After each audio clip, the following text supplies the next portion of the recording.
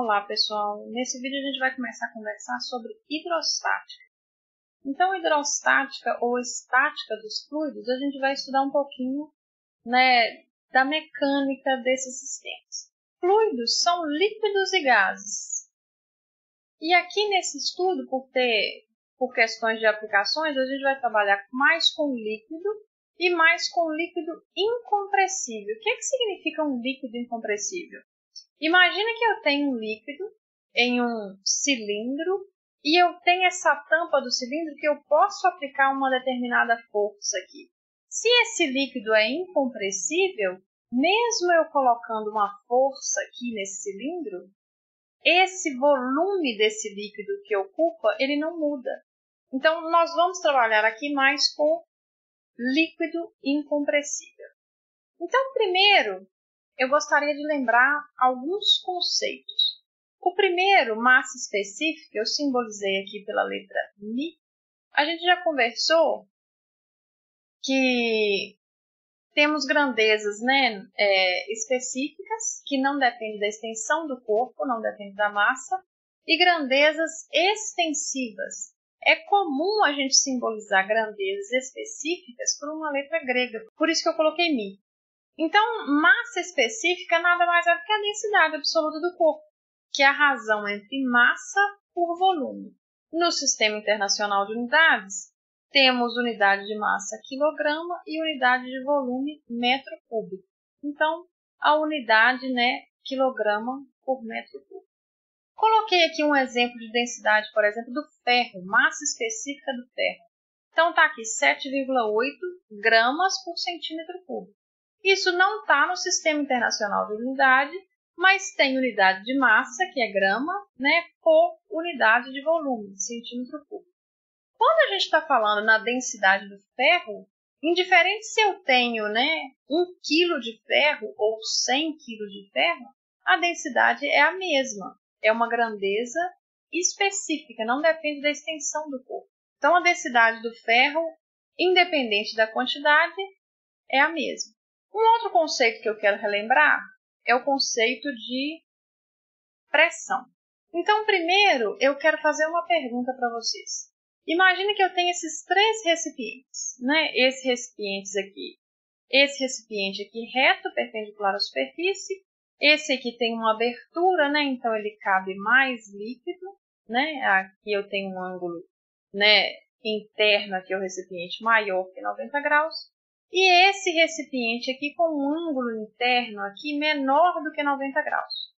Quero saber o seguinte. Digamos que eu enche todos a uma determinada altura H e vou encher todos com o mesmo líquido. Coloquei aqui água. Então, se eu coloco água, uma mesma altura nesses 3 recipientes, em qual recipiente eu tenho uma maior pressão no fundo desse recipiente? Pelo que eu já vi em sala de aula, eu quase que escuto a resposta de vocês. E sou capaz de apostar que muitos pensam que esse aqui tem uma pressão maior no fundo, porque cabe uma quantidade maior de água, então ele vai exercer uma pressão maior. Então agora vamos pensar sobre o problema e depois nós voltamos a discutir isso aqui. Então, nós vimos que a pressão é a intensidade da força, essa força perpendicular à superfície de contato sobre a área.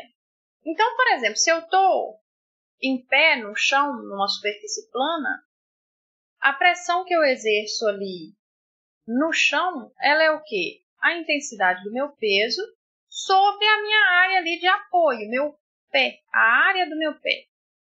Então, meu peso ele é perpendicular a essa área da superfície. Agora, se eu estou numa superfície inclinada, eu vou usar só uma componente do peso.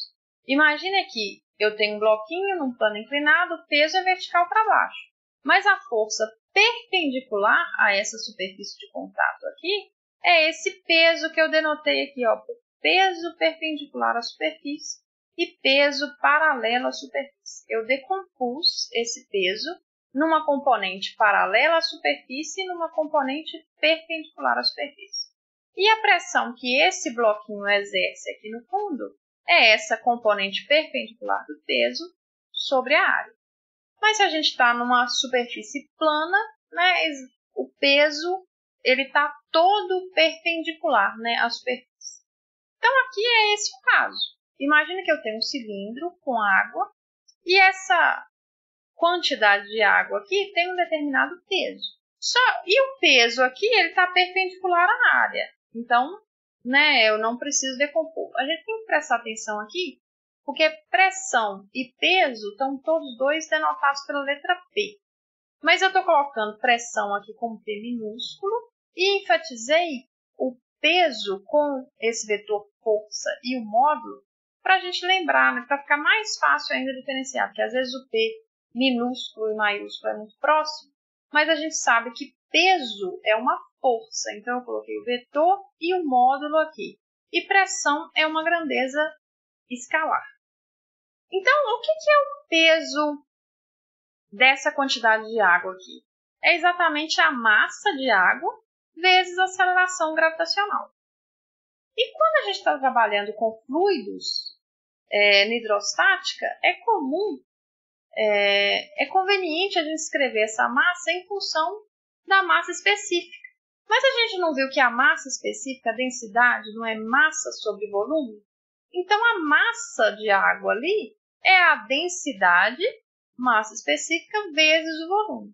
E foi isso que eu fiz aqui. Então, o peso eu substituí por massa específica vezes o volume, vezes a aceleração gravitacional. Agora, nesse cilindro, o volume não é exatamente área da base vezes a altura? É o que eu vou substituir agora. Então, eu mantive a massa específica, no volume eu coloquei a área da base vezes a altura e vezes a aceleração gravitacional. Agora, substituindo essa força-peso, a intensidade dessa força-peso, nessa fórmula aqui de pressão, que é a intensidade da força-peso pela área, então ficou o produto da massa específica, área, vezes a altura, vezes a gravidade, sobre a área. Posso simplificar a área aqui e a pressão é exatamente o quê? Mi vezes a aceleração gravitacional vezes a altura. Então, vamos interpretar isso agora. O que significa isso? Que, indiferente da forma desse recipiente, a pressão no fundo de cada recipiente aqui é a mesma. Ela não depende da forma do recipiente. Ela depende só do líquido, que é a massa específica do líquido. Depende de onde que esse frasco está, da aceleração gravitacional. Está um perto do outro, né? Então estão submetidos à mesma aceleração gravitacional. E todos foram enchidos até a mesma altura H. Então a pressão aqui no fundo desses recipientes, como eles estão, né, submetidos à mesma aceleração gravitacional, todos foram enchidos com o mesmo líquido, que é a água, e tem a mesma altura, a pressão aqui no fundo desses recipientes é a mesma. Não depende da forma do recipiente. Beleza. Então, desse conceito de pressão, a gente viu que a pressão, né, a gente pode medir a pressão por esse produto. Então, agora, eu quero falar com vocês sobre o Teorema de Stevens. E o Teorema de Stevens é muito próximo dessa fórmula aqui. Então, vamos ver. Então, beleza. A gente viu que a pressão ela vai depender do líquido, né, da aceleração gravitacional e da altura do nível de água. Então, imagina que eu tenho um cilindro aqui e coloque água nesse cilindro. E coloque um bloco aqui dentro desse cilindro com água. A água vai fazer pressão aqui na superfície do bloco. E vai fazer uma pressão menor aqui em cima, porque eu tenho uma coluna menor de água aqui. Então, meu H é menor, a altura é medida em relação, né, a essa origem. Então, como aqui a gente tem uma coluna de água menor, eu tenho uma pressão menor exercida no topo desse bloco. Na parte de baixo do bloco, a pressão é maior, porque a gente tem uma coluna de água maior até essa superfície de baixo do bloco. E agora, aqui na lateral, à medida que ele vai, né, aumentando a altura de água, a pressão vai aumentando. Então, a pressão aqui varia. Ela é menor aqui né, na superfície superior e vai aumentando à medida que aumenta essa coluna de água. Para cada ponto aqui da pressão, eu tenho, né, desse lado aqui, no mesmo nível, a pressão é a mesma, porque eu tenho a mesma coluna de água. Então, eu vou chamar a altura, né, da superfície superior do bloco de H1 e chamar a altura inferior do bloco de H2. Essa altura medida aqui em relação a essa superfície de água, a essa origem aqui. Então, a pressão em 2, ela vai ser o quê? A densidade do líquido vezes a aceleração gravitacional vezes a altura 2. Mesma coisa em 1, a pressão vai ser o quê? A densidade do líquido vezes a aceleração gravitacional vezes a altura H1. Como a gente sabe que a pressão na parte inferior do bloco é maior, vamos subtrair a pressão em 2 menos a pressão em 1. Então, a pressão em 2 menos a pressão em 1 vai ser o quê? Eu vou colocar em evidência, né, a densidade específica vezes a gravidade, H2 menos H1. Só que H2 menos H1 é exatamente o quê? A altura desse bloquinho aqui. Então, eu posso falar que P2 menos P1 é μ vezes G vezes H. Então, tá vendo que o teorema de Stevens é exatamente o que a gente tinha visto antes. Que a pressão, ela vai depender do fluido. É claro que se isso aqui fosse, né, eu falei de exemplo água, mas se fosse mercúrio, isso ia mudar, né, essa variação de pressão, porque depende da densidade do líquido, depende do campo gravitacional. Se esse cilindro, né, estivesse, por exemplo, na Lua, mudaria em relação à Terra e depende, né, do nível de altura aqui em relação.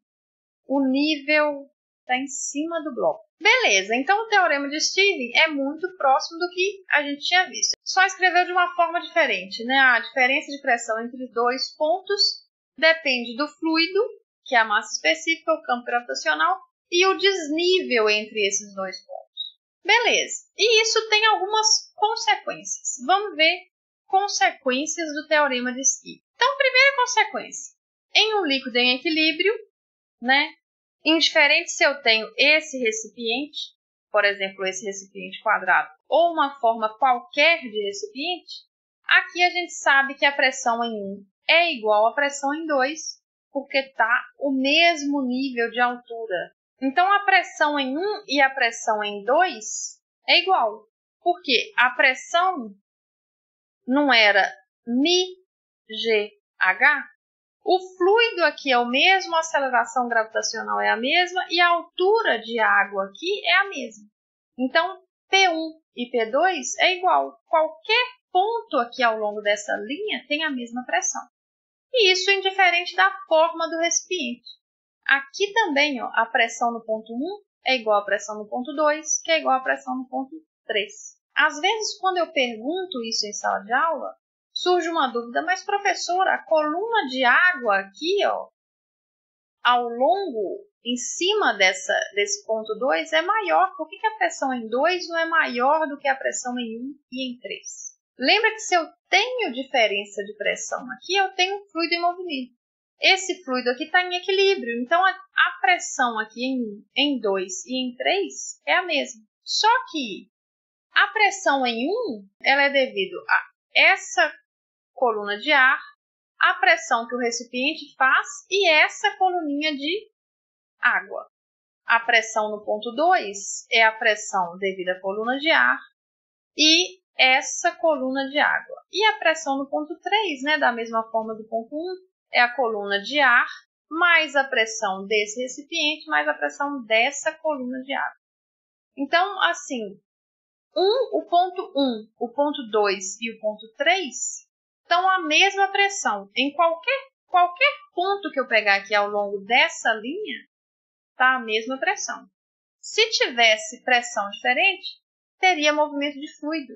Então, uma consequência direta do teorema de Stevens, se está no mesmo nível, né, constitui uma região de mesma pressão. Outra consequência, se eu tenho um cilindro e coloco água aqui, se esse líquido está em equilíbrio, esse líquido ele não pode ter esse desnível de altura. O líquido não vai tomar essa forma. H, né, a diferença, né, de altura do fluido que está fazendo pressão aqui, que é o ar, né? Então, a pressão em 1, qual que é? Ela é exatamente a pressão atmosférica. A pressão em 2 também é a pressão atmosférica. A gente costuma denotar a pressão atmosférica por P0. Então, a pressão em 2 menos a pressão em 1, todas as duas são a pressão atmosférica. Então, quando eu subtrair uma da outra, como elas são iguais, isso vai dar 0. Para isso ser 0, a densidade do fluido não é 0. A aceleração gravitacional também não é 0. A única maneira dessa equação aqui ser verdadeira é se H for 0. Se H é 0, significa que eu não tenho desnível de altura. Então, quando a gente coloca água aqui, o que você vai ver? A água em equilíbrio. É ela dessa maneira. Então, em equilíbrio, quando você derramar um fluido aqui nesse cilindro, você vai ver dessa maneira. Percebam que eu não estou falando que não tem como você ver essa figura. Imagine que eu tenho um cilindro de vidro, coloque água e coloco isso dentro de um carrinho e comece a acelerar, né, para a direita. Você vai ver essa figura. Mas se isso está acelerado, o líquido não está em equilíbrio. Uma aplicação disso, muito usada na construção civil, vocês já devem ter visto, por exemplo, tirando nível na construção civil. O que é usado? Né? Usa uma mangueirinha com água ali dentro. Então, imagina que eu tenho a mangueira que ela ficou desse jeito lá na construção civil. Se eu coloco água aqui dentro, na hora que isso enche, né, isso vai enchendo e ela vai sempre tomando o mesmo nível aqui, ó.